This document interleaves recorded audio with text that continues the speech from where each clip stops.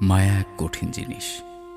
মানুষ অপমান ভুলে যায়, অধিক অত্যাচার ভুলে যায়, অধিক ভালোবাসাও ভুলে যায়, কিন্তু কারো মায়ায় পড়ে গেলে তাকে ভুলে যায় না। বেশিরভাগ মানুষ প্রথমবার ভালোবেসে ঠকে গিয়েও দ্বিতীয় কাউকে ভালোবাসতে পারে। তবে কিছু মানুষই প্রথম মানুষটির স্মৃতি আঁকড়ে ধরে বেঁচে থাকে, শুধুমাত্র মায়া থেকে বেরিয়ে আসতে না পারার কারণে, ভুলে যেতে না পারার কারণে। মানুষের জীবনে প্রথম, দ্বিতীয় কিংবা তৃতীয় যত মানুষই আসুক না কেন, এসব কোনো বিষয় নয় যদি কারো প্রতি মায়ায় আটকে না যায়। বরং সেই মানুষটাই ভাগ্যবান কিংবা ভাগ্যবতী যদি ভালোবেসে কেউ তার উপর মায়ায় পড়ে যায়।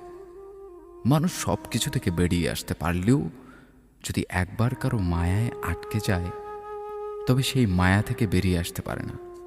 মানুষ কয়েক বছরের সম্পর্কও সহজে ভুলে যেতে পারে মায়া না থাকার কারণে, আবার কয়েকদিনের সম্পর্কও ভুলতে পারে না মায়ায় ডুবে গেলে। কে তোমাকে কতটা ভালোবাসে কিংবা তোমাদের সম্পর্ক কতদিনের, এসব থেকেও বেশি গুরুত্বপূর্ণ কে তোমার কতটা মায়ায় পড়ে আছে। কাউকে ভালোবেসে মায়ায় ফেলতে পারলে সেখানে ভালোবাসার গভীরতা কিংবা সম্পর্কের বয়স নির্ণয় করার দরকার পড়ে না।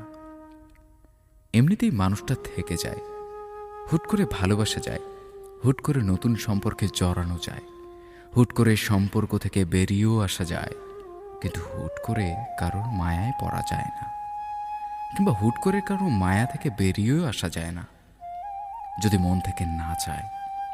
স্মৃতি মানুষকে যত বেশি কষ্ট দেয়, তার থেকে বেশি কষ্ট দেয় মায়া।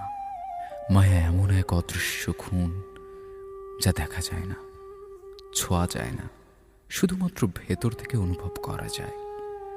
পৃথিবীর সব থেকে বড় অদৃশ্য খুনের নাম মায়া। একটা নির্দিষ্ট মানুষের জন্য মন খারাপ হলে ওই মানুষটা ব্যতীত পৃথিবীর আর কেউ মন ভালো করে দিতে পারে না। কেন যেন ওই মানুষটাকেই ম্যাজিশিয়ান মনে হয়।